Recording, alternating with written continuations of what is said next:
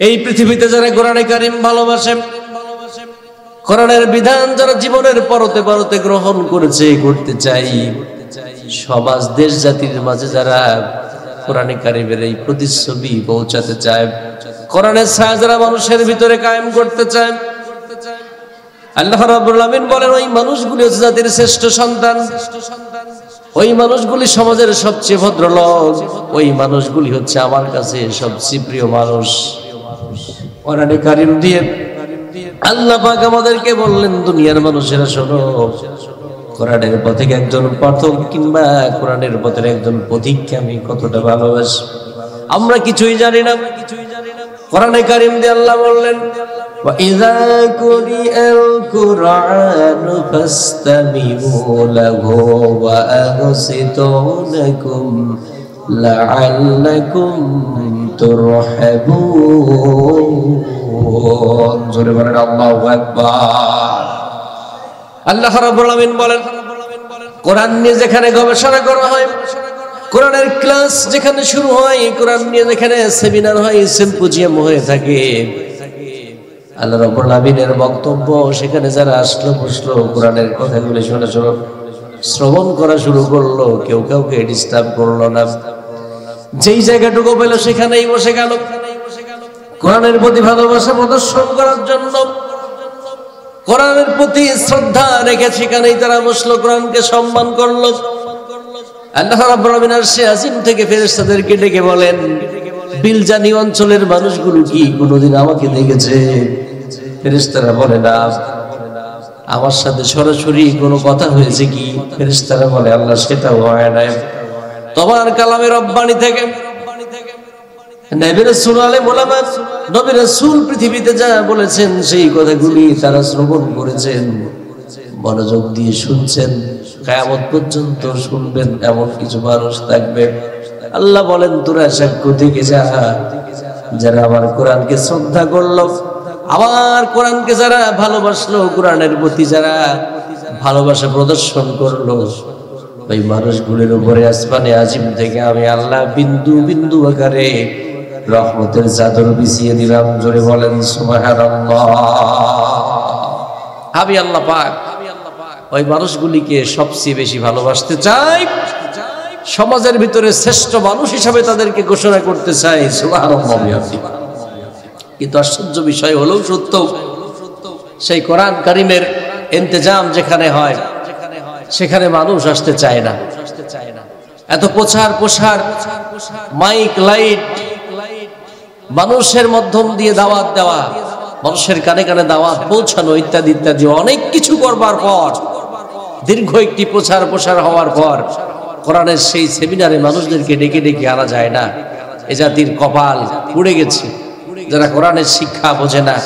বিশ্বাস করুন, এই পৃথিবীতে কোরআনে কারিমই শুধু পারে মানুষের দৈনন্দিন জীবনের সকল সমস্যা সমাধান করে নতুন একটি সমাজ, নতুন একটি শান্তির রূপরেখা মানুষদেরকে উপহার দিতে। সুবহানাল্লাহ। যা পৃথিবীর আর অন্য কোন পন্থায় এই সমাজে বাস্তবায়িত হয়নি, হতে পারে না। কোরআনে কারিম হচ্ছে সে কিতাব যা মানুষের কল্যাণের জন্য আল্লাহ পাক এই পৃথিবীতে নাজিল করেছেন। এটি হচ্ছে সমাজ প্রক্রিয়ার একটি অবস্থা আমরা লক্ষ্য করি। আর রাষ্ট্রীয় পৃষ্ঠপোষকতা তো নাই, শিখাবার কোনো ব্যবস্থা নাই। স্কুল, কলেজ, ইউনিভার্সিটি, মাদ্রাসা, সেখানে নামমাত্র যে অবস্থায় আছে সেখানে কোরআন সুন্নাহ মানুষেরা বুঝতে পারে না। প্রাইমারি স্কুল, হাই স্কুলগুলোতে যদি 50 মার্কের হাদিস আর 50 মার্কের কোরআনে কারিম প্রতিদিন প্রতিনিয়ত পড়ানো হতো, পাঠদান হতো, তাহলে আজকের এই তাফসীর মাহফিলের কোনো প্রয়োজন থাকতো না। জাতিরা ওখান থেকে কোরআন বুঝবে, কোরআন শুনবে, ব্যক্তি জীবনে আমল করবে, দেশ মাতৃকার কাজে অবদান রাখবে, সোনালী সমাজ বিনির্মাণ করবে।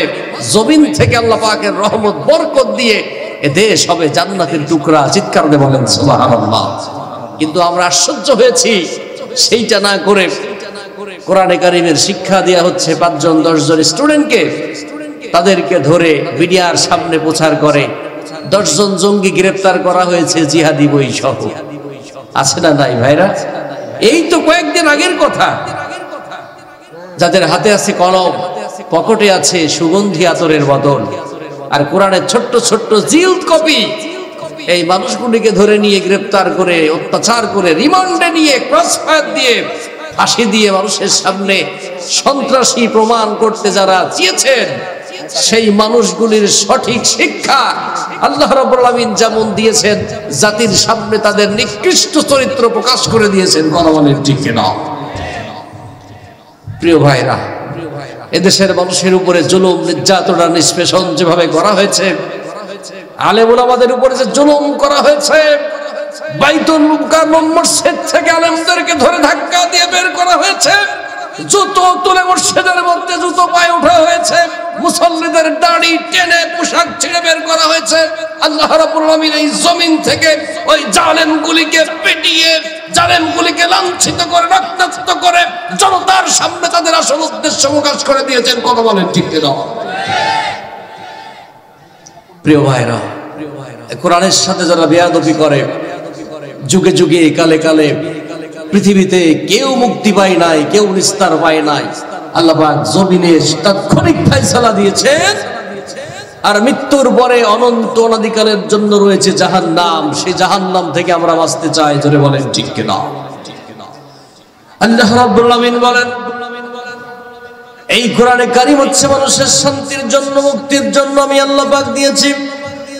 কোরআন ছাড়া পৃথিবীতে কোনোভাবেই শান্তি আসতে পারে না, শৃঙ্খলা আসতে পারে না। কোরআনের শাসনই কেবল সমাজে কল্যাণ করতে পারে, মানুষের কল্যাণ দিতে পারে। এই সমাজের নাইনসাফের মূর্তবতী কিছু মানুষ তৈরি করতে পারে। আল্লাহ রাব্বুল আলামিন বলেন, এই সমাজের কিছু মানুষ মনে করে এই কোরআনে কারীম হচ্ছে ১৫০০ বছর পূর্বান্নে নাজিল হয়েছে, যা দিয়ে আধুনিক বাংলাদেশ পরিচালিত হতে পারে না, যা দিয়ে পৃথিবীর অন্য কোনো দেশ পরিচালিত হতে পারে না, যা দিয়ে ইউরোপ আমেরিকার মতো দেশ পরিচালিত হতে পারে না। আল্লাহ পাক বলছেন, এই সমাজের কবি, সাহিত্যিক, সাংবাদিক আর বুদ্ধিজীবী যারা আছে, সেই মানুষগুলিকে আল্লাহ রাব্বুল আলামিন কোরআন দিয়ে বুঝান, দুনিয়ার মানুষেরা শোনো, আমি আল্লাহ পাক যে কোরআন দিয়েছি এটা নয় কোনো পুরাতন কিতাব। এই কিতাবের ভিতরে পিছনের জীবনের গল্প যেমন আছে, এই কোরআন কারীমের ভিতরে যেমন আছে পাস্ট টাইম, ঠিক তেমনই আছে প্রেজেন্ট টাইম, এমনই ভাবে ফিউচার টাইম আছে। আমি আল্লাহ পাক যা 23টা বছর ধরে নাজিল করলাম, আমি ইচ্ছে করলে রাসূলের জীবনে একদিনে আমি কোরআন দিতে পারতাম, কিন্তু 23টা বছর ধরে কোরআন নাজিল করে প্রমাণ করতে চাই। মানুষের জীবনে প্রতিদিন যা ঘটে যায়, 23 থেকে 30 বছর সময় যদি সময়ের সারাংশ সেমানি যদি এক জায়গায় করা যায়, সেই মানুষটি খুব সহজেই বুঝতে পারবে মানব জীবনের সকল সমস্যা সমাধান একটা সুনির্দিষ্ট সময়ের ভিতরেই হতে পারে। আল্লাহ পাক বলেন, এই কারণে কোরআনকে আমি দীর্ঘ সময়, দীর্ঘ প্রসেস নিয়ে নাজিল করলাম। এই কোরআন কোনো পুরাতন কিতাব নয়। এই কোরআন শুধু মাদ্রাসায় শিক্ষা দেওয়ার জন্য আসে নাই। এই কোরআন দিয়ে শুধুমাত্র মসজিদ, মাদ্রাসা, কবরস্থান, বিবাহ শাদী এগুলি পরিচালনা করবার জন্য কোরআন পৃথিবীতে আসে নাই। কোরআনে কারীম কেন নাজিল করলাম? وَلَقَدْ ضَرَبْنَا لِلنَّاسِ فِي هَذَا الْقُرْآنِ مِنْ كُلِّ مَثَلٍ لَعَلَّهُمْ يَتَذَكَّرُونَ। জোরে বলেন আল্লাহু আকবার। আল্লাহ রাব্বুল আলামিন বলেন, কোরআন কারীম নাজিল করার অন্যতম কারণ হচ্ছে, যেই সময়, যেই জাতি, যেই সময় পৃথিবীতে আসবে, ওই সময় ওই জাতি, ওই দেশ পরিচালনা করবার জন্য কোরআনটাকে যেমন ভাবে নান্দনিক ভাবে সাজানো দরকার ছিল, কোরআনকে যেমন তথ্য ইনফরমেশন দেওয়া দরকার ছিল, কোরআনে কারীমকে যেমন সলিউশন বানানো প্রয়োজন ছিল, কোরআনে কারীম অসুস্থ মানুষগুলোর জন্য যেমন ভাবে প্রেসক্রিপশন করার দরকার ছিল, আমি আল্লাহ তাআলা ওইভাবেই কোরআনে কারীমকে স্কিপ করে মানবতার সামনে এমন ভাবে প্রেজেন্ট করে দিলাম, পৃথিবীর কোন তৃষ্ণার্ত পথিক যেমন পানি পেলে তার পিপাসা মিটে যায়।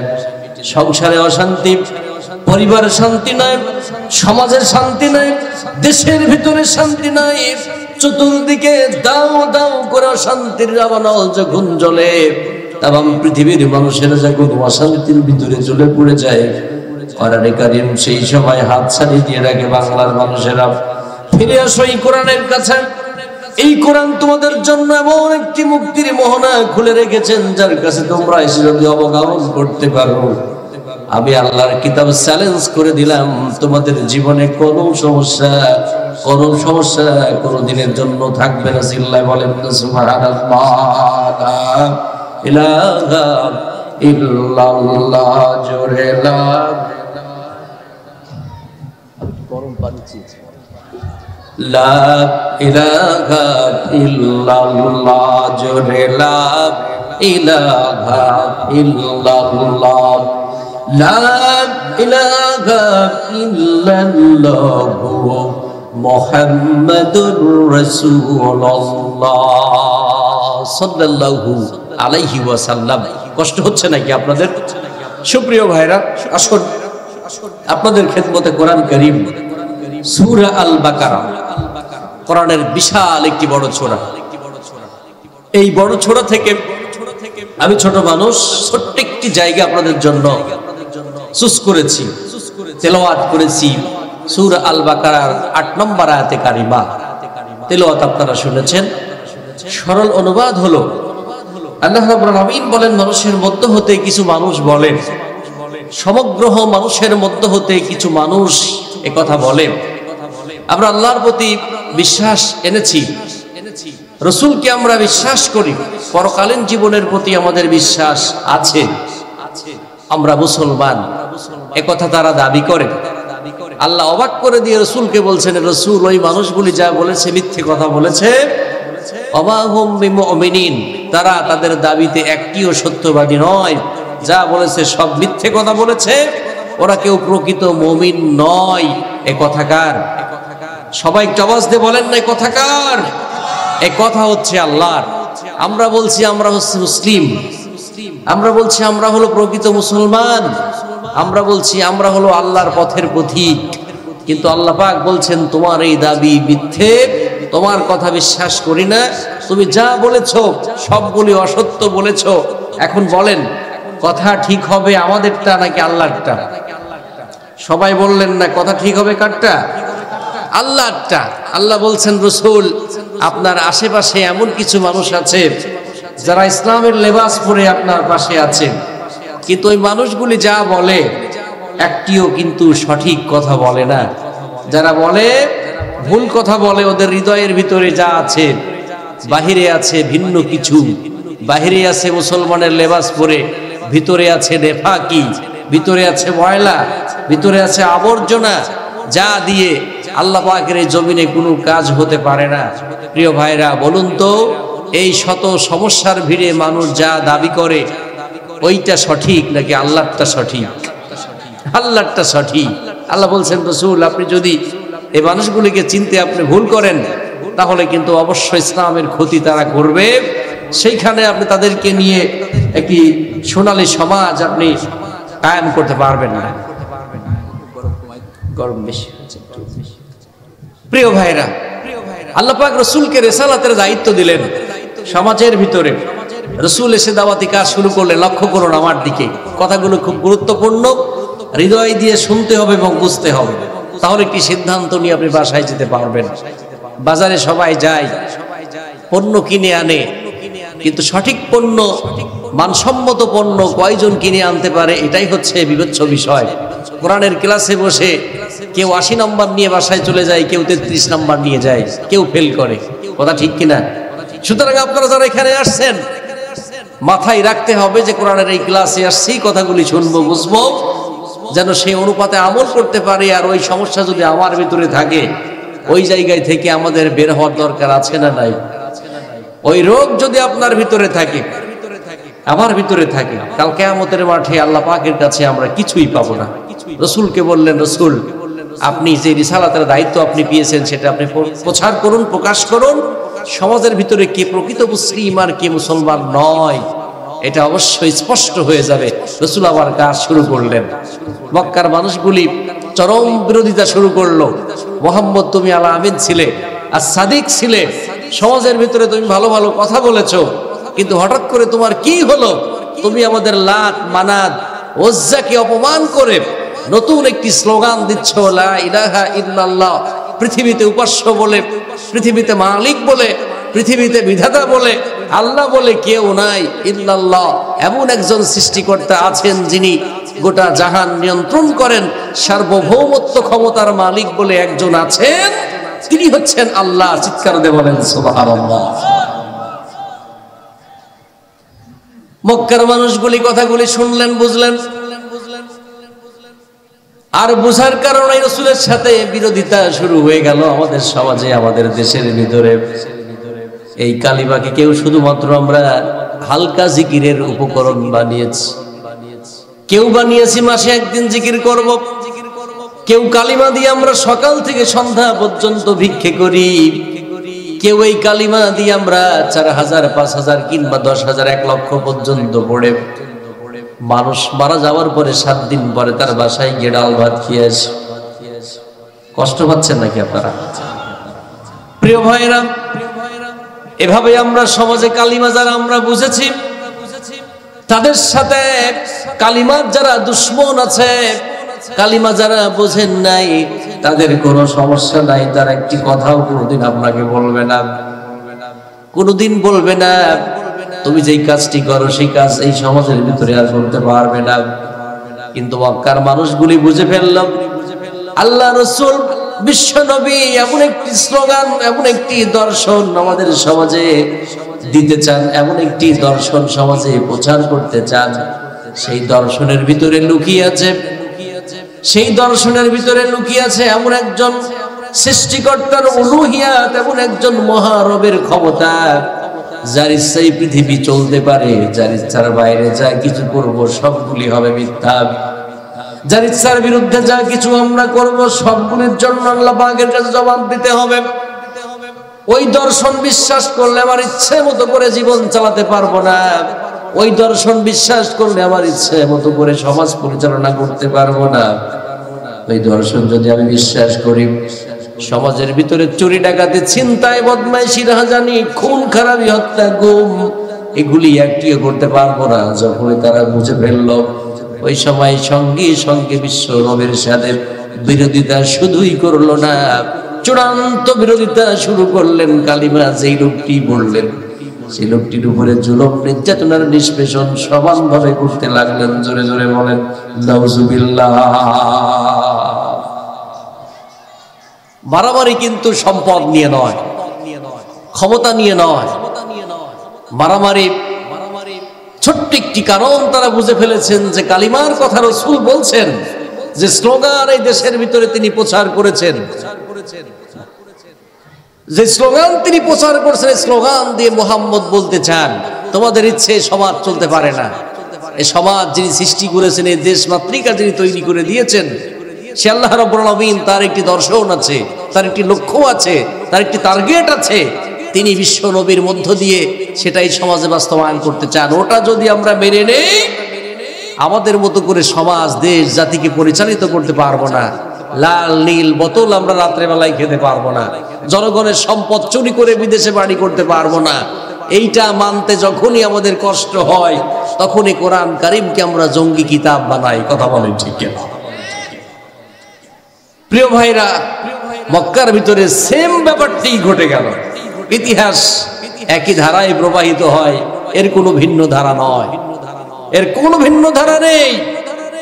রাসূলুল্লাহ কথা যখন বললেন, আল্লাহ বলছেন রাসূল আপনি মন খারাপ করেন, কালিমার কথাগুলি সমাজে যখন আপনি বলবেন, বলতে গিয়ে যদি রাস্তার মাঝে মাঝে আবু জেহেল, আবু সুফিয়ান, খোদাদ্রোহী শক্তির সাথে মাঝে মাঝে দেখাই না হয়, তাহলে আপনি যে সঠিক দাওয়াতের পথে আছেন, সঠিক কাজ আপনি করছেন, এটা বোঝা যাবে না। যদি বাধা শুরু হয়, আপনি বুঝে নিবেন আপনি সমাজের একবারে সঠিক কাজটি করছেন। চিৎকার দিয়ে বলেন সুবহানাল্লাহ। আল্লাহ রাব্বুল আলামিন নবীকে বললেন, নবী গো মন খারাপ আপনি করবেন না। আপনার বরবান্নে অসংখ্য নবীকে দায়িত্ব আমি দিয়েছিলাম, তারা কি সময়ে এমনই ভাবে বাধাগ্রস্ত হয়েছে, অসংখ্য মানুষের সামনে তারা গেছেন। সেই মানুষগুলির ভিতরে দাওয়াত দেওয়ার কারণে একটি সময় কাফেররা বিরোধিতা করেছে, আর একটা সময় মুসলমানদের ভিতরে বিরোধিতা শুরু হয়েছে। ওইগুলি মুসলমান নয়, ওইগুলির একটি পরিচয় আমি আল্লাহ পাকের কাছে আছে, তার নাম হচ্ছে মুনাফিক। জোরে বলেন নাউজুবিল্লাহ। আল্লাহ রাব্বুল আলামিন বললেন, নবী আপনি শুনুন, ওয়ালাকাদ বা'সনা ফি কুল্লি উম্মাতির রাসূলা আন ইবুদুল্লাহা ওয়াজতানিবুত তাগুত। আওয়াজ দিয়ে বলেন আল্লাহু আকবার। আল্লাহ রাব্বুল আলামিন বলেন, নবী আমি আপনার পূর্বাগ্নে অসংখ্য নবীকে, অসংখ্য রাসূলকে, অসংখ্য দায়িত্বশীলকে সমাজের অসংখ্য মানুষগুলির সামনে যখন প্রেজেন্ট করলাম, রাহবার করে, নবী করে, রাসূল করে, মেসেঞ্জার করে, বার্তা বাহক করে, তারা যখন এসেছেন দিনের কথাগুলি বলেছেন, তাগুদের পরিচয় মানুষের সামনে তুলে ধরেছেন, আল্লাহ পাকের গোলামের কথা বলেছেন, তখনই গ্যাঞ্জাম শুরু হয়েছে। ওই জায়গা থেকে সমস্যা যখন শুরু হয়ে গেছে, কিন্তু একটি নবী এমন ছিলেন না, সমকালীন সমাজের লোকের সাথে সমস্যা তৈরি হওয়ার কারণে রাজপথ ছেড়ে চলে গেছেন। একটি নবীর নাম আপনি বলতে পারবেন না, আমি আপনারে শোনাই। ওয়ালাকাদ আরসালনা মূসা বিআয়াতিহি আন আখরিজ কওমাকা মিনাল যুলুমাতি ইলান নূর। জোরে বলেন আল্লাহু আকবার। এমনই ভাবে হযরত মূসা আলাইহিস সালামকে আমি এই সমাজে পাঠিয়েছিলাম অনেক বড় একটি কাজ করবার জন্য। মূসাকে বললাম, মূসা রে, এদেশের সরকার সমাজে এত পরিবার অনিয়ম তৈরি করে রেখেছে, সেই অনিয়মগুলো ভেঙে দিয়ে, নষ্ট করে দিয়ে আল্লাহ পাকের নিয়ম ওই সমাজে চালু করবার জন্য আপনার একটি বড় কাজ আমি দিতে চাই। সেটি হলো মিশর দেশের রাষ্ট্রপ্রধান যেখানে বসবাস করে, ওই রাষ্ট্রীয় কার্যালয়ে যদি ইসলামকে আপনি ঢুকাতে পারেন, দাওয়াত আপনি নিতে পারেন, ওই জায়গাটা যদি ভালো হয়ে যায়, গোটা মিশর এমনিতেই ভালো হয়ে যাবে। আর ওই জায়গায় যদি আপনি কোরআনের আলো যদি জ্বালাতে না পারেন, ওই জায়গায় যদি আপনি দিনের আলো প্রজ্বলিত করতে না পারেন, গোটা মিশরের ভিতরে অন্ধকার থেকে যাবে। আল্লাহ পাক এখান থেকে আমাদেরকে শিক্ষা দিতে চান। ছোট্ট সোনার বাংলাদেশটারে যারা পরিচালনা করেন, ওই গণভবন আর বঙ্গভবনে যদি কোরআনের বিধান পৌঁছাতে পারে, বাংলাদেশের 18 কোটি মানুষের ভাগ্য পরিবর্তন করতে খুব বেশি সময় লাগবে না। একটু আওয়াজ দিয়ে বলতে হবে কথা ঠিক আছে কিনা। ওই জায়গাটায় সমস্যা থাকার কারণে, ওই জায়গায় কোরআনের বিধান না প্রবেশ করার কারণে, ওই জায়গায় যারা বসে থাকেন তারা নাস্তিক বামরাম থাকার কারণে সেই মানুষগুলি কোরআন সহ্য করতে পারে না, কোরআন বোঝে না। আর না বোঝার কারণে পৃথিবীর খ্রিস্টান নাসারা ইহুদিদের কাছে যায়, ছুটে যায় সাহায্য নিতে, সংবিধান নিতে, দেশ চালাবার জন্য, এমন কিছু সলিউশন নিতে। আল্লাহ পাক আফসোস করেন, বলেন আর নবীরে, ওই বড় বড় জায়গাগুলিতে যদি কোরআনের আলো চলে যেত, আমি আল্লাহ পাক আপনার ওই সমাজ, দেশ জাতির উপরে আসমানে আজিম থেকে রহমতের চাদর ছেড়ে দিতাম। চিল্লায় বলেন সুবহানাল্লাহ। লা ইলাহা ইল্লাল্লাহ। জোরে লা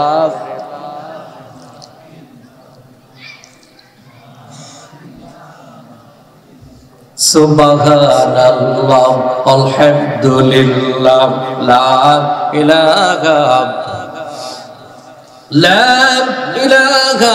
ইল্লাল্লাহু মুহাম্মাদুর রাসূলুল্লাহ সাল্লাল্লাহু আলাইহি ওয়াসাল্লাম। প্রিয় ভাইরা, মুসা আলাইহিস সালাম সেখানে গেলেন দ্বীনের দাওয়াত নিয়ে, ভালোবাসার তাগিদে, কোরআনের আলো, ইসলামের আলো সেখানে পৌঁছাবার জন্য তিনি চরম চেষ্টা করলেন। অসংখ্য মানুষের ভিড়ে একজন মানুষ ইসলাম কবুল করলেন। তিনি ওই প্রাসাদে কাজ করেন, কাজের একজন পরিচারিকা। রাষ্ট্রের বড় বড় মানুষ ইসলাম কবুল করতে পারলেন না, কিন্তু একজন গরিব মানুষের হৃদয়ের ভিতরে আল্লাহ পাক ইসলাম ঢেলে দিয়ে এই সমাজের অসহায় মানুষগুলিকে বুঝাতে চান, পৃথিবীতে যুগে যুগে ইসলামের পথে দুর্বল, অসহায়, দিনমজুর, দরিদ্র মানুষরাই সবচেয়ে বেশি অবদান রেখেছে। চিৎকার দিয়ে বলেন সুবহানাল্লাহ। রাসূলুল্লাহ এই কারণে দরিদ্র মানুষগুলির প্রতি বারবার বলেছেন, সম্পদশালীদের তুলনায় গরিবেরা 500 বছর আগে আল্লাহর জান্নাতে প্রবেশ করবে। সুবহানাল্লাহ সুবহানাল্লাহ। ধনী সম্পদ শ্রেণীর মানুষগুলি মুখ ফিরিয়ে নিলেন, দরিদ্র একজন কাজের মানুষ ইসলাম কবুল করলেন। ফেরাউন জিজ্ঞেস করে, মুসা তুমি এমন একজন আল্লাহ পাকের দাওয়াত আমার কাছে দিতে আসছো যার ক্ষমতা সম্পর্কে একটু জানতে চাই। মুসা আলাইহিস সালাম বলেন, তিনি হচ্ছেন সার্বভৌমত্বের মালিক, আসমান জমিন তিনি পরিচালনা করেন, কুল মাখলুকাত সবকিছু তার ইশারায় পরিচালিত হয়, তার ইচ্ছায় মানুষের মৃত্যু হয়, তিনি মৃত্যু থেকে জীবন দান করতে পারেন, জীবিত থেকে আবার মৃত্যু দিতে পারেন। এ সকল ক্ষমতা কার? এই ক্ষমতা হচ্ছে আল্লাহ। মুসা আলাইহিস সালাম এই কথা বললেন, ফেরাউন বলছেন আমার হাতেও বিশাল ক্ষমতা, আমি ইচ্ছে করলে কোনো মানুষকে মেরে ফেলতে পারি, ইচ্ছা করলে কোনো মানুষকে আবার জেলখানা থেকে মুক্তি দিতে পারি, আমার ইচ্ছায় এই বিশাল যে নীল নদ দেখতে পাও, হাজার হাজার গ্যালন পানি নিষ্কাশিত হয়, পৃথিবীর 11টি দেশকে স্পর্শ করেছে নীল নদ, হাজার বছর ধরে যা কোনোদিন তার নাব্যতা হারিয়ে যায় না। সেই নীল নদের ভিতরে যে পানি আছে সে পানি আমার ইশারায় পরিচালিত হয়। আমি হচ্ছে মিশরের বড় খোদা, প্রতিপালক, রব, আমার চেয়ে বড় আল্লাহ এই মিশর ভূখণ্ডের মধ্যে আর কেউ নাই। জোরে জোরে বলেন নাউজুবিল্লাহ। মানুষ যখন পাগল হয়ে যায়, মস্তিষ্কহীন হয়ে যায়, সে সময় কি বলে জনগণের সামনে তার মাথা কোনো কিছুই ঠিক থাকে না। বিগত সময় দেখেছি আমরা এক পাগলের বক্তব্য, বললেন যে দেশের টুপিওয়ালা দাড়িওয়ালা রানা প্লাজায় এসে এরকম ধাক্কা দিয়ে পিলার ভেঙে ফেলেছে, বিল্ডিংও ভেঙে পড়ে গেছে। শোনেন নাই ভাই? এগুলো কি সুস্থ মানুষ নাকি? এগুলো পাগল। ফেরাউন সে কথা বললেন যে আমার ইচ্ছায় এই নীল নদ চলে, আমি ইচ্ছা না করলে নীল নদের পানি থাকে না। মুসা আলাইহিস সালাম মন খারাপ করলেন, মন খারাপ করে চলে যাচ্ছেন। তাফসীরে মাযহারির মধ্যে এসেছে ঘটনাটা। আল্লাহ পাক বলছেন, মুসা মন খারাপ করো না, তিনি যে ঘোষণা করেছে সেই ঘোষণার উপযুক্ত জবাব আমি আল্লাহ পাক দিয়ে দিচ্ছি। সকালবেলায় এমন ঘোষণা, দুপুর যেতে না হতে এই নীল নদের সকল পানি শুকিয়ে কোথায় যেন হারিয়ে গেল। জাতির লোকগুলি গিয়ে দেখলো এক ফোঁটা পানি পর্যন্ত নাই। সকালে যার নাব্যতা, সকালে যার পানির সমারোহ, বিকেল বেলায় পানি ফুরিয়ে সেখানে কিছুই নাই। এ বিশাল ক্ষমতা কার? এ ক্ষমতা হচ্ছে আল্লাহ। বুঝতে যদি কষ্ট হয়, কখনো খুলনা অঞ্চলে গেলে দেখতে পারবেন। গতকালকে আমার প্রোগ্রাম ছিল খুলনা বটিয়াঘাটা থানা, রূপসা নদীর একেবারে পাশে। সন্ধ্যাকালীন সময়ে আমি একটা দৃশ্য দেখে অবাক হলাম। দুপুরে যখন যায় তখন নদীতে পানি একেবারে কম, খরস্রোতা নদী বলতে কিছুই মনে হয় না, খুব স্বাভাবিক। সন্ধ্যাবেলায় সেখান দিয়ে যখন যায়, লক্ষ্য করে দেখলাম যে গোটা নদী সাল্লাম যে আল্লাহ পাককে বিশ্বাস করে সেদিকে আমরা চলে যাব। এ কথা শোনার পরে ফেরাউনের সমস্যা কমলো নাকি বাড়লো? কথা বলেন না কেন আপনারা? তাফসীরের বর্ণনা, মানুষগুলি রাজ দরবারের সামনে এসে এমন ধরনের ভয়াবহ সংকেত যখন দিলেন, ফেরাউনের কলিজা শুকিয়ে যায়, খাবার ভালো লাগে না, ঘুম আসে না। সন্ধ্যা হয়ে গেল, পিনপতন নিরাপত্তা রাজ্যের ভিতরে গোটা মিশর ঘুমিয়ে গেছে। ফেরাউন খাবারও খেতে পারে না, রাজপ্রাসাদের ভিতরে তার ঘুম আসে না, কোনো কিছুই ভালো লাগে না। আমার প্রিয় ভাইরা, মানুষদেরকে যেই সময় আল্লাহ রাব্বুল আমিন লাঞ্ছিত করতে চান, অপদস্থ করতে চান, সেই সময় সমাজের মানুষগুলি দিয়ে, অনেক বড় বড় মানুষ দিয়ে যা কাজ হয় না, ছোট্ট ছোট্ট মানুষগুলি দিয়ে বড় বড় জালেমকে জমিন থেকে চিরদিনের জন্য বিদায় করে দেন। জোরে বলেন ঠিক কিনা? ছোট্ট ঘটনা ঘটে গেল, মিশরের ভিতরে 1 লক্ষ মানুষ হত্যা করেছে। বনী ইসরাইলরা অনেকবার চেষ্টা করে তাকে ওই দেশ থেকে বিদায় করতে পারলো না, কিন্তু ছোট্ট একটা ঘটনার মধ্য দিয়ে আল্লাহ রাব্বুল আমিন তারে এমন ভাবে জমিন থেকে বিদায় করে দিলেন, পানি শুকিয়ে গেল, রাজপ্রাসাদ ভালো লাগে না। এমন সময় একজন মুসাফির এসে বলছেন, বাচ্চা নামদার, আপনার কাছে জানতে চাই, কোন মানুষ যদি এই দেশে বসবাস করে, এদেশের আলো বাতাস ভোগ করে, কিন্তু আপনার রব মানে না, মালিক মনে করে না, এই লোকটিকে যদি আপনি চান, কি ধরনের শাস্তি আপনি তার জন্য দিতে পারেন? ফেরাউন বলেন, তারে যদি আমি পাই, আমার বিচার হলো তারে নীল নদের পানির ভিতরে চুবিয়ে মারবো। বিদেশি পথিক বলে, আমি আপনার কথা মানি, কিন্তু কখন যেন আপনি কি বলেন আমার ভুলে যান। আপনার কথাটাকে সত্যায়ন করার জন্য কি আপনি লিখিত দিতে পারেন? এক টুকরো কাগজের ব্যবস্থা করা হলো। লিখিত তথ্য নিয়ে মুসাফির যখন চলে যায়, ফেরাউনের মাথার ভিতরে চিন্তা, আগামী কাল সকাল পর্যন্ত যদি পানির ব্যবস্থা করতে না পারি, কোনোভাবে এদেশের মানুষগুলির সামনে আমি আর মুখ দেখাতে পারবো না। জীবনে এই প্রথম একটা জায়নামাজ নিয়ে রাজপ্রাসাদ থেকে বের হয়ে যায়, সামুদ্রিক বালিকা অঞ্চলে তিনি চলে গেলেন। মরুভূমির ভিতরে গিয়ে জায়নামাজ পেলে আল্লাহ পাকের কদম মুবারকে গিয়ে সিজদায় গিয়ে চোখের পানিগুলি ছেড়ে দেন, বলেন আল্লাহ তামাম মিশরবাসী জানে আমি হচ্ছে এই দেশের রব, প্রতিপালক, অভিভাবক, কিন্তু আমি জানি আমি কিচ্ছু না। মিশর সহ তামাম পৃথিবী তোমার ইচ্ছায় পরিচালিত হয়, তুমি হচ্ছে সার্বভৌম ক্ষমতার মালিক। চিল্লায়ে বলেন না সুবহানাল্লাহ। আমি হচ্ছে এই দুনিয়া তোমার কাছে চাই, পরকালীন জীবনে আমি কিচ্ছু তোমার কাছে চাই না। জাহান্নামের আগুন আমার জন্য সহনীয়, কিন্তু আগামীকাল সকালে মানুষের সামনে আমি লাঞ্ছিত হতে পারবো না। আমার এই কথাগুলি দুনিয়ার কোনো মানুষ জানে না, কিন্তু তোমার কাছে আমি বলি তাফসীরের বর্ণনা আল্লাহ রাব্বুল আমিন সেগুলি নবী রাসূলদের মাধ্যমে আমাদের কাছে জানার ব্যবস্থা করেছেন বলেই আমরা জানি। প্রিয় ভাইরা, ফেরাউন চোখের কোণে মাছির মাথার নাই পানি জমা নিয়ে আল্লাহ পাকের কাছে কাঁদেন।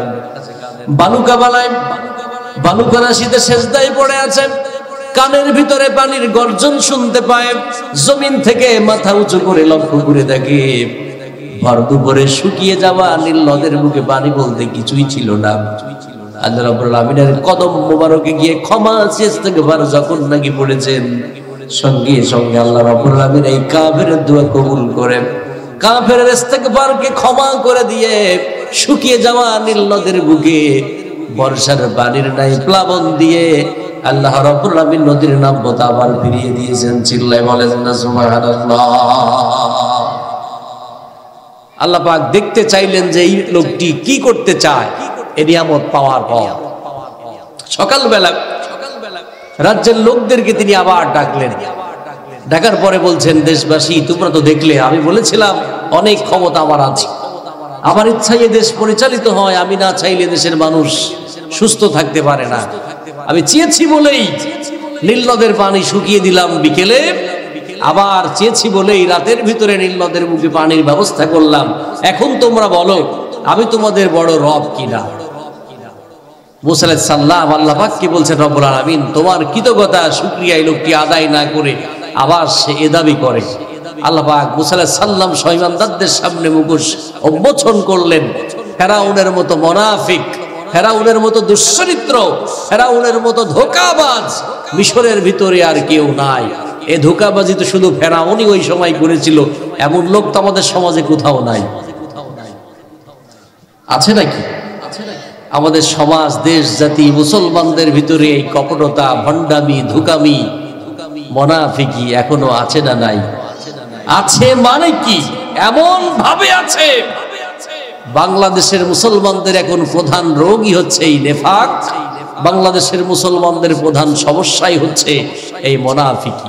নামাজ পড়তে রাজি, রোজা রাখতে রাজি, হজ করতে রাজি, রসুলকে ভালোবাসি, জীবনের পরতে পরতে রসুলের বিধান মানতে রাজি, কিন্তু কোরআন কারিম দিয়ে এই জাতি, এই সমাজ, দেশ পরিচালিত হবে, কোরআন যাবে পার্লামেন্টে, ওইটা কোনোভাবেই চাই না। ওই লোকটা মুসলমান নয়, ওটা হচ্ছে এই সমাজের নির্ভেজাল খাঁটি এক নম্বরের মুনাফিক। কথা বলেন ঠিক কিনা?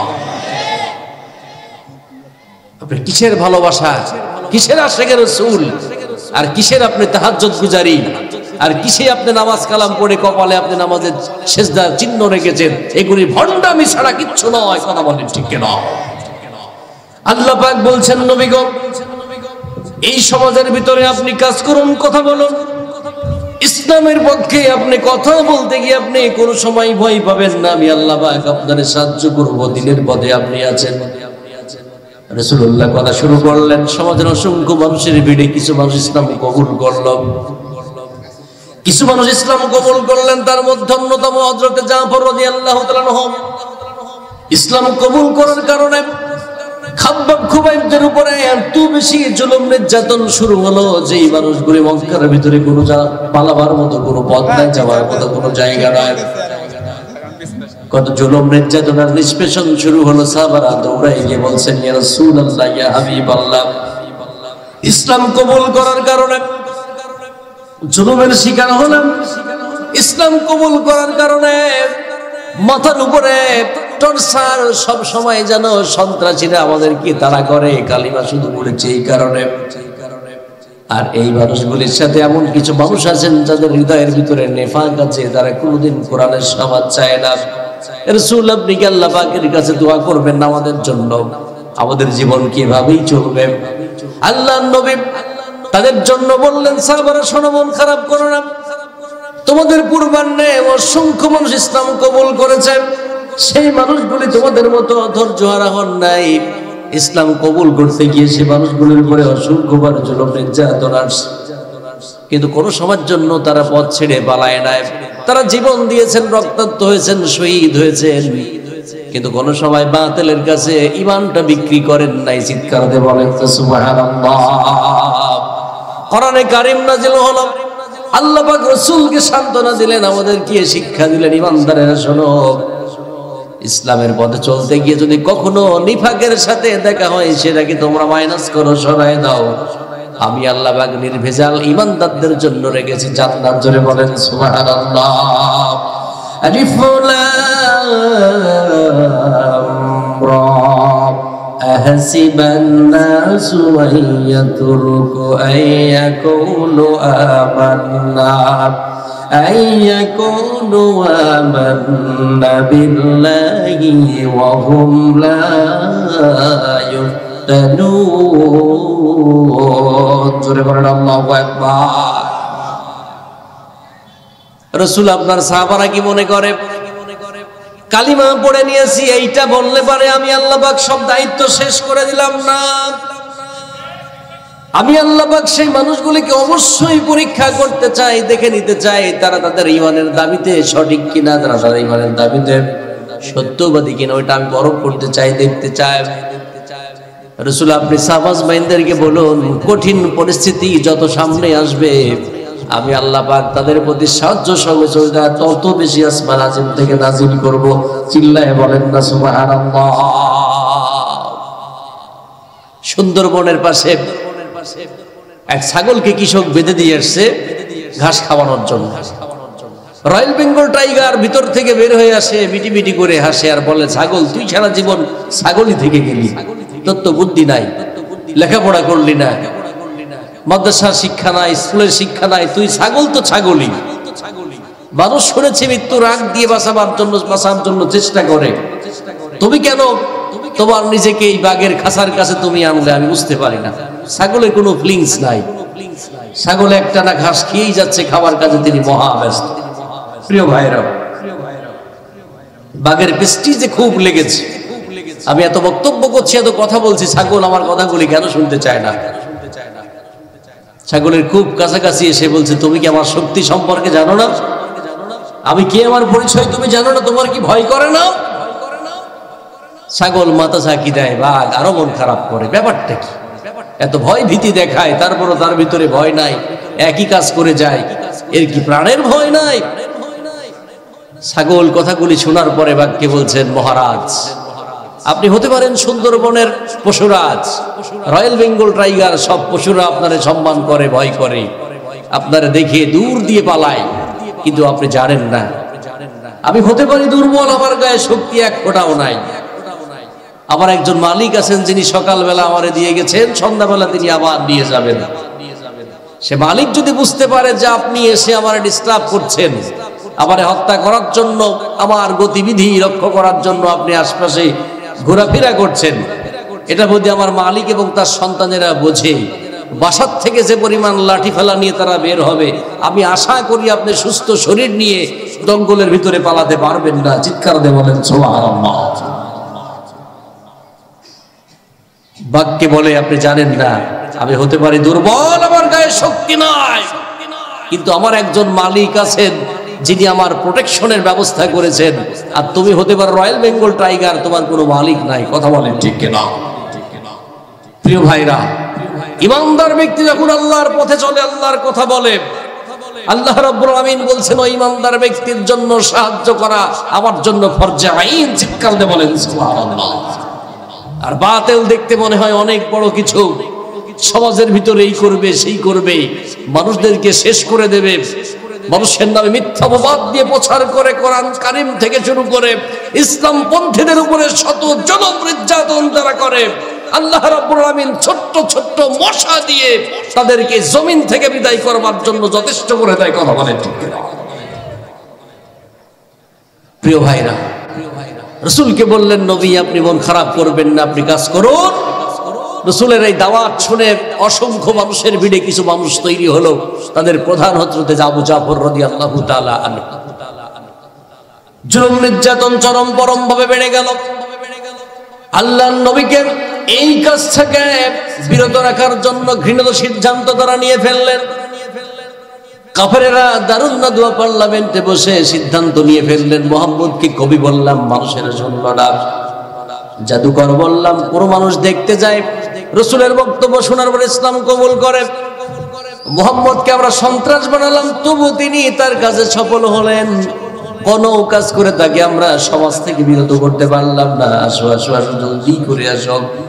আমরা এমন কোন পদক্ষেপ নেই যেই পদক্ষেপের মধ্য দিয়ে আল্লাহ নবীকে দেশ থেকে বের করা যায় কিংবা জমিন থেকে বিদায় করা যায়।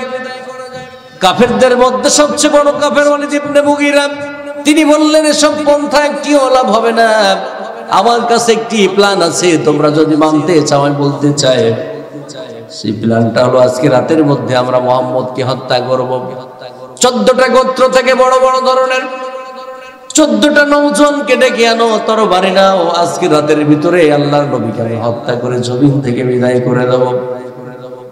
প্রিয় ভাইরা, মৃত্যুর ফায়সালা কোনোদিন জমিন থেকে হয় না, মৃত্যুর ফায়সালা আসমান থেকে হয়। আর যিনি করেন তার নামটা একটু আওয়াজ দিয়ে বলেন, তিনি কে? আল্লাহ পাক জিবরাইলকে পাঠালেন, নবী গো এই জনপদে আর কোনোভাবেই আপনি থাকতে পারবেন না, খুব দ্রুত এই জনপদ থেকে আপনারে চলে যেতে হবে। এই জাতির সন্তানগুলি আপনার এখানে আর দেখতে চায় না। রাসূল আমার মন খারাপ করলেন। আল্লাহ বললেন, রাসূল আপনি মন খারাপ করবেন না, এমন একটি জায়গায় আপনারা নিতে চাই যে মিশন পরিকল্পনার জন্য জমিনে আপনারে আনছি। ওই মিশন পরিকল্পনা বাস্তবায়ন করবার জন্য যা প্রয়োজন আমি আল্লাহ রাব্বুল আলামিন আপনাকে সবকিছু দিতে চাই। জোরে জোরে বলেন সুবহানাল্লাহ। কাফেররা ছুটে এলো, তরবারি নিয়ে বিভিন্ন জায়গা থেকে ঘরটাকে তারা আটকিয়ে নিলেন। মুহাম্মদকে রাতের একটা নির্দিষ্ট অংশে তারা হত্যা করে জমিন থেকে বিদায় করে দিবেন চিরদিনের জন্য। আল্লাহ বললেন, রাসূল এই ষড়যন্ত্রের চাদর ভেদ করে আমি আল্লাহ তাআলা আপনাকে নিরাপত্তার চাদর দিয়ে এমন একটা শহরে নিতে চাই, এবং সেটা আজকেই করব। ওই মানুষগুলির চ্যালেঞ্জকে আমি আল্লাহ পাক কবুল করলাম। নবী আমার দোয়া করলেন ঘর থেকে বের হওয়ার সময়, ওয়াকুর রাব্বি আদখিলনি মুদখালা সিদকি ওয়া আখরিজনি মুখরাজা সিদকি ওয়াজআলনি মিন লাদুনকা সুলতানান নাসীরা। জোরে বলেন আল্লাহু আকবার। আল্লাহর নবী তিনটা দোয়া করলেন, রব্বুল আলামিন এই যে ঘর থেকে আমি বের হতে চাই, কোনো ক্ষমতা আমার নাই, তুমি নিরাপত্তা দিয়ে আমার এখান থেকে বের করে দাও। আর যে পথ আমি ব্যবহার করবো এখান থেকে যাত্রাকালে, সেই পথকে তুমি নিরাপত্তা দিয়ে ঢেকে দাও, আবৃত করে দাও। এখান থেকে যাওয়ার পরে যে শহরে তুমি আমাকে নিয়ে যেতে চাও, ওই শহরে যাওয়ার পরে আমি তোমার কাছে একটা জিনিস চাই, ওই জিনিসটার নাম হচ্ছে রাজ ক্ষমতা। চিল্লায় বলেন সুবহানাল্লাহ। রাসূল দোয়া করলেন, কি ক্ষমতা চায় আল্লাহর কাছে? সকলে বলেন, কি ক্ষমতা চায়? আমরা এই জায়গাটা শোনার পরে অনেকেই বলি কোরআন হচ্ছে ধর্মভিত্তিক একটি কিতাব, যা মসজিদ, মাদ্রাসা, কবরস্থান, বিবাহ শাদী, মানুষ মারা গেলে খানা পিনা ছাড়া এ দ্বারা কোনো কাজই নাই। এই কোরআনের ভিতর রাজনীতি কোন থেকে আসবে? কোরআন শরীফ রাসূল বলছেন যে আল্লাহ তোমার কাছে আমি ওই জায়গায় যাওয়ার পর একটা ক্ষমতা চাই। মক্কার জীবনে আমি বহুদিন কাজ করলাম, আমি চোরদের চুরি ঠেকাতে পারি নাই, ব্যভিচারদের বিচার করতে পারি নাই, সন্ত্রাস মাস্তানদেরকে আমি রুখতে পারি নাই। ওই জায়গায় যাই তোমার কাছে একটা ক্ষমতা চাই, প্রশাসনিক ক্ষমতা। ওইটা থাকলে পারে ওই সমাজের ভিতরে আমি ন্যায় ইনসাফ প্রতিষ্ঠিত করতে পারবো। চিৎকার দিয়ে বলেন সুবহানাল্লাহ।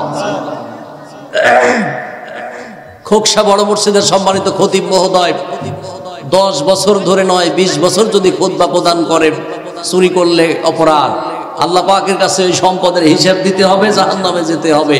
খোকসা উপজেলায় তো আর চুরি হওয়ার কথা নয়, চুরি তো সব বন্ধ হয়ে গেছে। কি বলেন আপনারা, সব বন্ধ হয়ে গেছে না?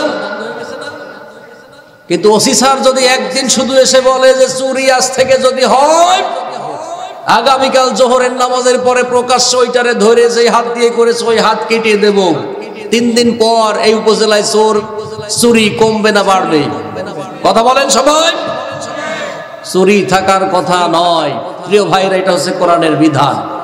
রাসূল আল্লাহকে বলছেন, আল্লাহ ব্যভিচারের জন্য দোয়া করে করে ওই পথ থেকে কোনোদিন আমরা সরাতে পারি নাই, তোমার কাছে ব্যভিচারের শাস্তি প্রয়োগ করবার জন্য আমি এমন কিছু চাই যেটা দিয়ে সমাজ থেকে আমি ব্যভিচার দূর করে দিতে চাই।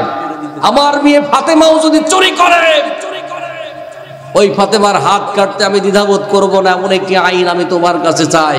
প্রিয় ভাইরা, কোরআনের এই আইন যদি সমাজে থাকতো, এই গরিব দুঃখীদের দেশ থেকে 4.5 কোটি টাকা চুরি করে বিদেশে বাড়ি করার ক্ষমতা এদেশের কোনো মানুষের ছিল না। কথা বলে ঠিক কিনা? এদেশের যদি আইন থাকতো, বাইতুল মুকাররমের মসজিদ থেকে ঘোষণা হবে জুমার দিনে প্রকাশ্য দিবালোকে জনগণের সামনে চুরি যেই হাতে করেছে সেই হাত কেটে দিয়ে কেটে করে বাইতুল মুকাররম চত্বর থেকে শুরু করে শাহবাগ পর্যন্ত চোরের লাশ টানতে টানতে নিয়ে যাওয়া হবে। বাংলার জমিনে চুরি করবার মতো আর কোনো কুলাঙ্গার জন্ম নিত না। কথা বলেন ঠিক কিনা? আর এই কাজটি যারা করতে দিতে চায় না, পছন্দ করে না, ওরাই মুনাফিক, ওরাই সমাজের নির্ভেজাল খাঁটি মুনাফিক। কথা বলেন ঠিক কিনা? আল্লাহ পাক ওইগুলির মুখোশ উন্মোচন করার জন্য রাসূলকে বলছেন, রাসূল আপনি খুব সতর্ক থাকুন। এই লোকগুলি বিভিন্ন মোড়কে বিভিন্ন স্টাইলে ইসলামের লেবাস পরে আপনার সামনে আছে, পাশে আছে, পিছনে আছে, ওত পেতে আছে। ওরা কিন্তু কোরআন ভিত্তিক সমাজ চায় না। ওদের নামাজ, ওদের যাকাত, ওদের রোজা, ওদের সিয়াম সাধনা, জিকির, আজকার যা কিছু আছে সবগুলি ভণ্ডামি। আমি আল্লাহ কোনদিন তা কবুল করব না। এই ঘোষণা কার?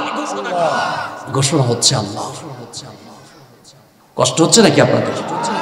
রাসূল চলে গেলেন মদিনা মুনাওয়ারায়, সাবাসমাইন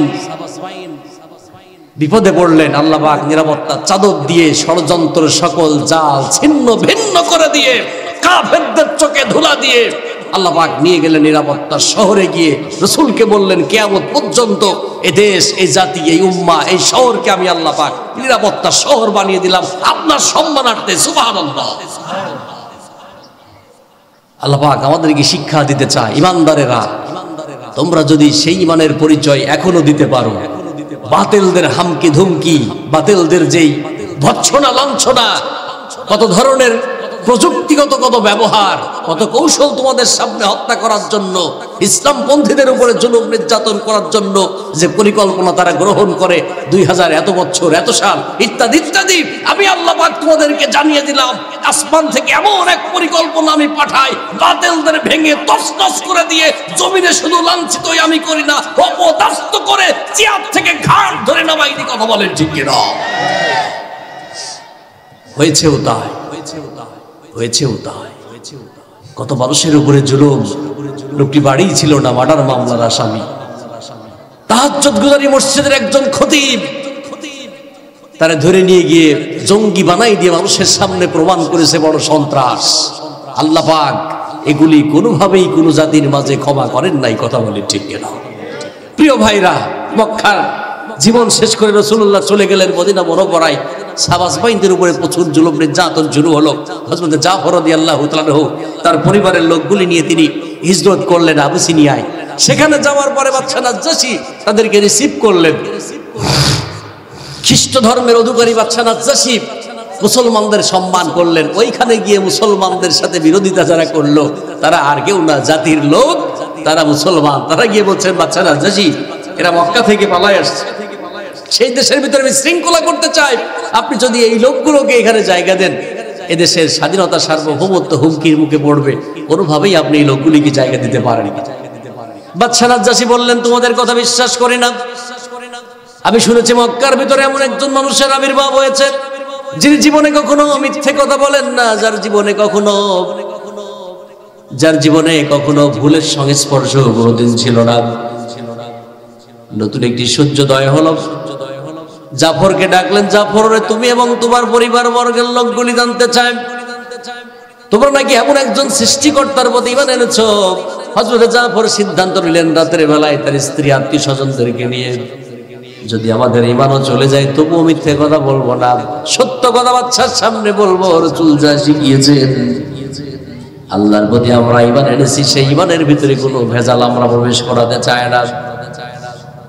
জাফর দীপ্ত কণ্ঠে ঘোষণা করলেন, বাদশা নামদার, আমরা এমন একজন সৃষ্টিকর্তাকে বিশ্বাস করি যিনি আমাদের সৃজন করেছেন, তিনি ছাড়া আর কেউ এই পৃথিবী পরিচালনা করবার ক্ষমতা রাখে না।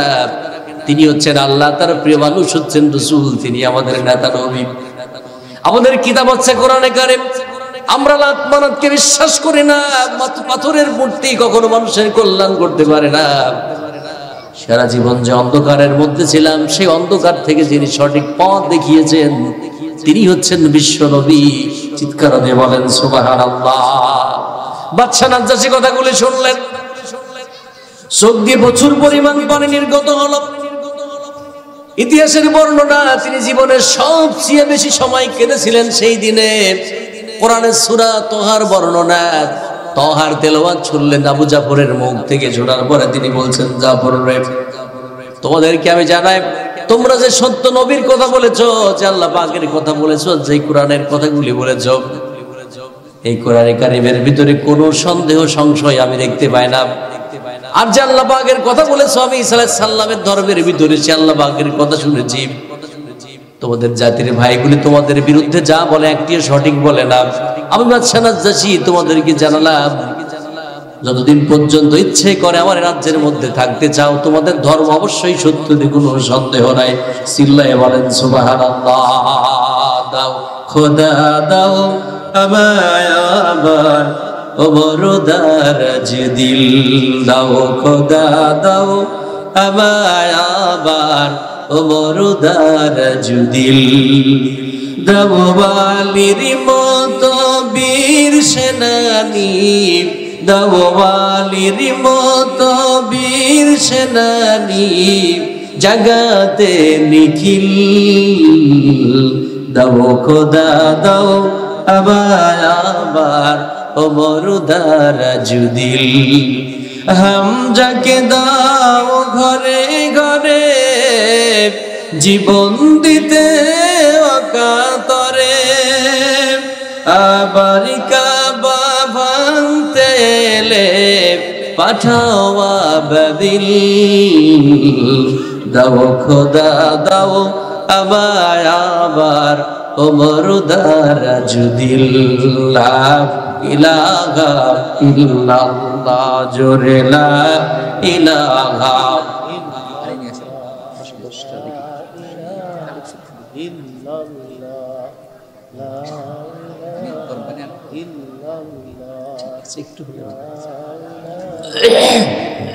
সুবহানাল্লাহ।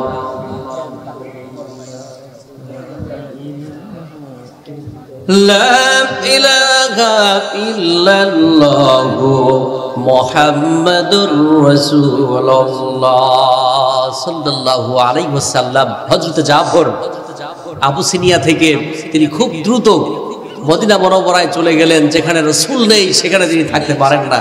তার পরিবার ইসলাম কবুল করার জন্য যে জুলুম নির্যাতন নিষ্পেষণ তাদের উপরে এসছে, আল্লাহ রাব্বুল আলামিন শুধু বাকিতে নয় দুনিয়াতে তাকে ধন্য করেছেন, কাল কিয়ামতের ময়দানে এমন সম্মান দান করেছেন যার বর্ণনা সরাসরি কোরআনে কারীম পেশ করেছে। চিৎকার দিয়ে বলেন সুবহানাল্লাহ।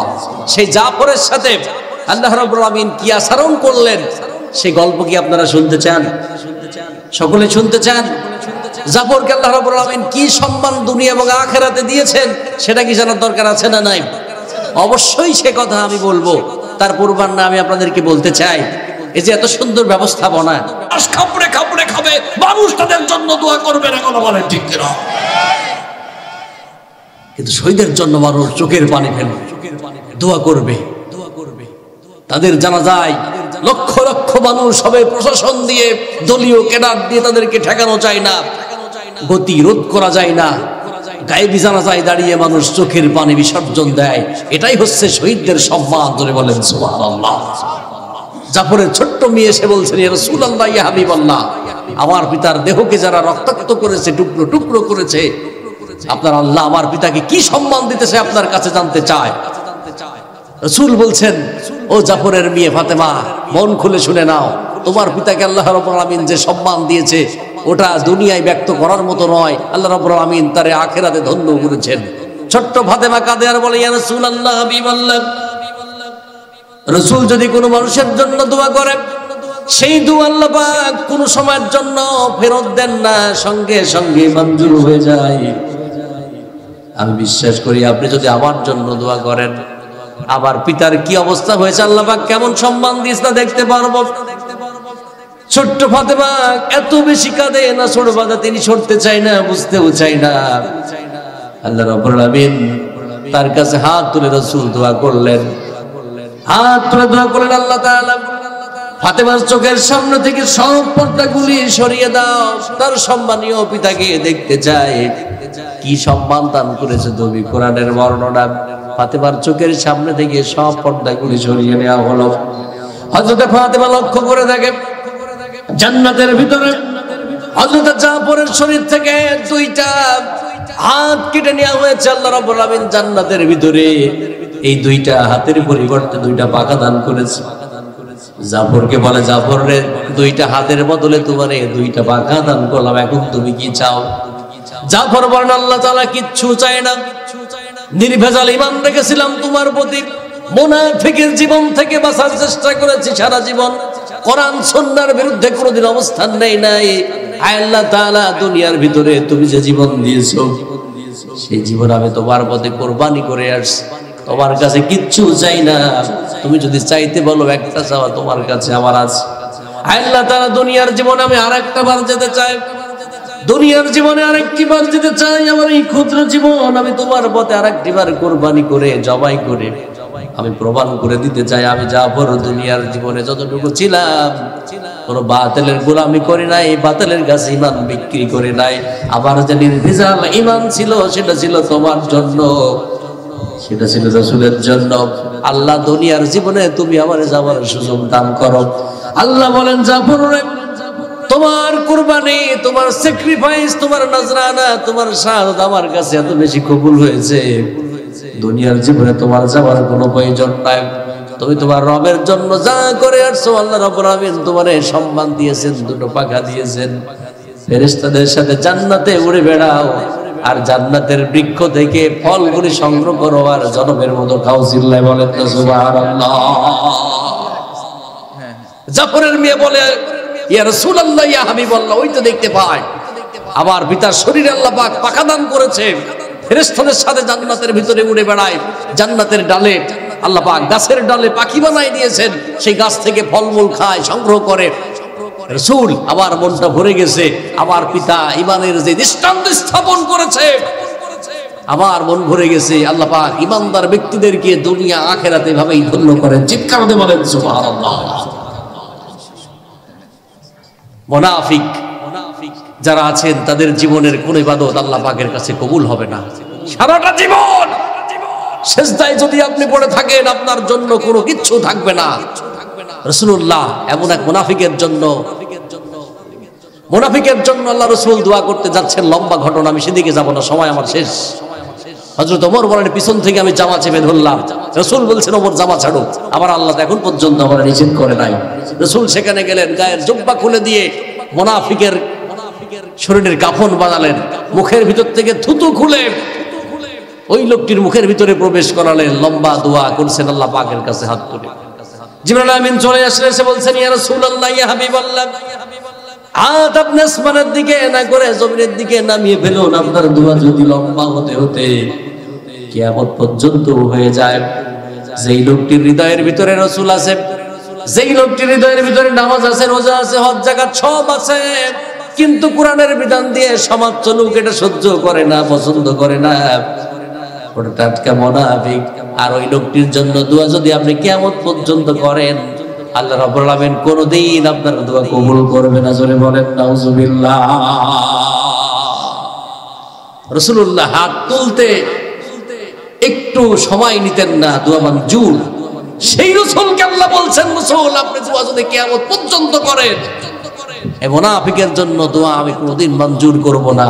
এই রোগ যদি আমাদের ভিতরে থাকে, ওই জায়গা থেকে আমাদের বের হওয়ার দরকার আছে না নাই? একটু আস্তে করে সকলেই বলেন, আছে না নাই? আল্লাহ পাক এই মুনাফিকি রোগ, এই নিফাক, এই কপটতা, এই ভণ্ডামি থেকে আমাদের সকলকে বের হয়ে এসে যে আল্লাহর জন্য রসুলকে ভালোবাসি, যে আল্লাহর জন্য কোরআনকে ভালোবাসি, সে আল্লাহর জন্য কোরআনের সমাজ গঠন করার কাজে আমাদের সকলকে এগিয়ে আসার দরকার আছে না নাই? আল্লাহ পাক আমাদের সকলকে এই কাজের প্রতি আন্তরিক হওয়ার তৌফিক দান করে কোরআন ভিত্তিক একটি সমাজ, একটি দেশ জাতির স্বপ্ন আমরা যারা দেখি, আল্লাহ রাব্বুল আলামিন আমাদের সকলকে সে কাজের প্রতি আরো বেশি আন্তরিক হওয়ার তৌফিক দান করুন।